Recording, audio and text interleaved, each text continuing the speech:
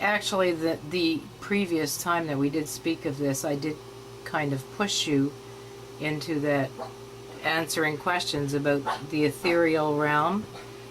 Oh, dang. Okay. Our true self. Is there an eternal self that is not born and dies? And is that true self, the ethereal self, that entity that you were in contact with when you had that experience, that apparently, as near as if memory serves me correctly, and often doesn't, but told you how to proceed with speaking about self-transformation? And I have one more question after this also.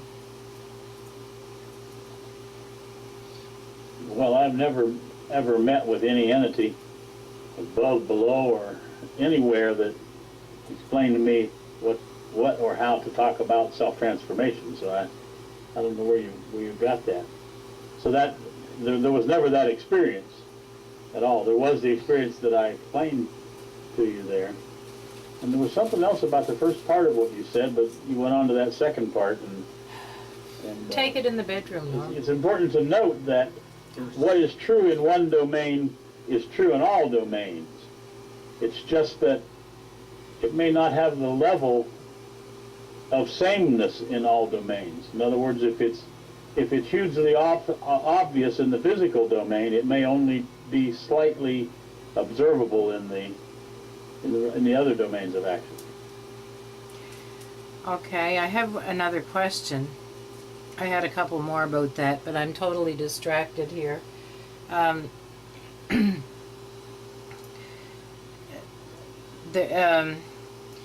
the ethereal, would it be accurate to say that there is nothing to transform?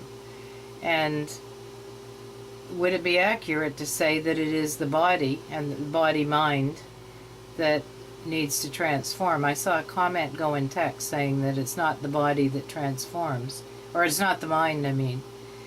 And would you say that that's accurate, Edward? That it's not the mind that transforms? It is the entity and the entirety of that entity, the physical, the mental, and it is the entire universe. So it's far greater than what has been pointed to. Transformation is the evolution of this planet, of the universe, of everything that's observable.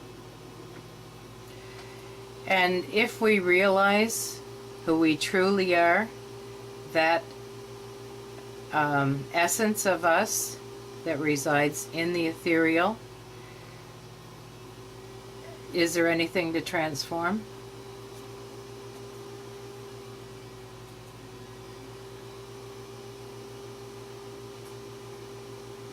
Yes.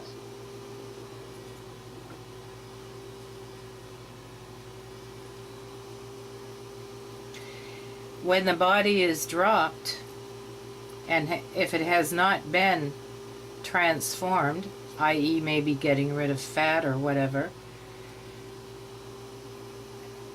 is not that essence of our true self still there?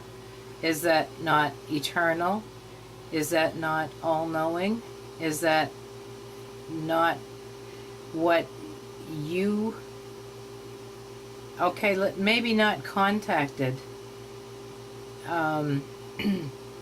fused with, let's say fused with, when you had that experience in 79? The things that I speak of were a string of experiences, and not all of them happening that same particular instant. The fusion of my self, of the body and mind, the mind and body, was at a little bit later time. They were all as a result of that experience, I say. But all things, Judith, are born They manifest and they die. There's nothing that's, what was that word you used? Effervescent, and there's nothing that's continuous. All things have their birth, and all things then have their experience or their manifestation, and then their death, in order to born themselves new. So it's not only true of us, it's just with us. It's not a happening that's very much heard of, because we're so lost in our belief and in the illusion. Go ahead.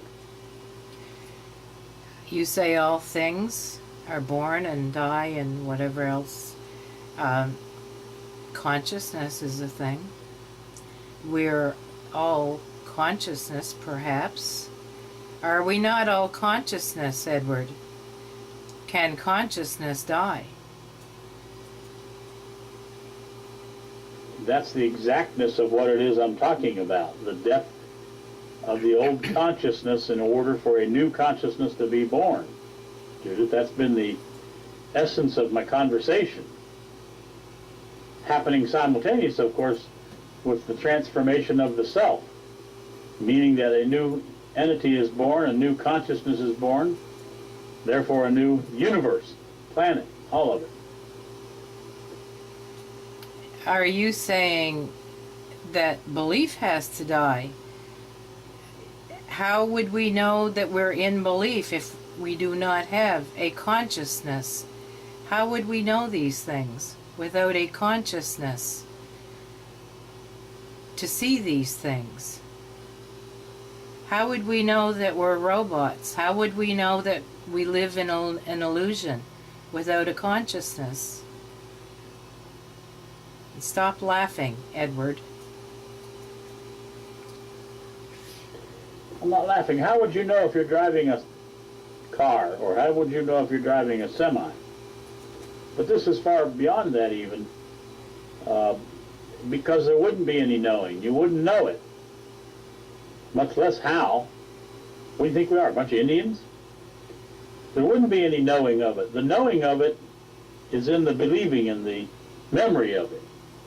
There would only be the experiencing of it. Okay. Erase the word knowing and insert awareness. How would we be aware? You don't like how questions.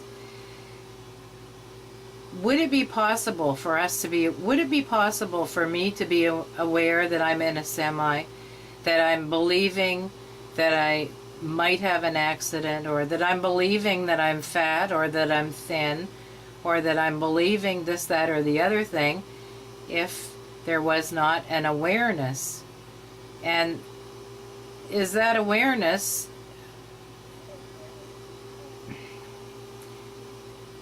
part of consciousness?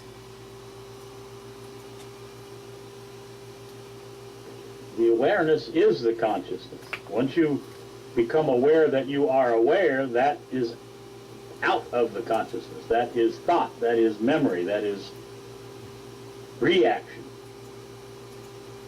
As long as you're aware and not aware of your awareness, then that's aware. The moment you are aware of it, then that's thought observing it.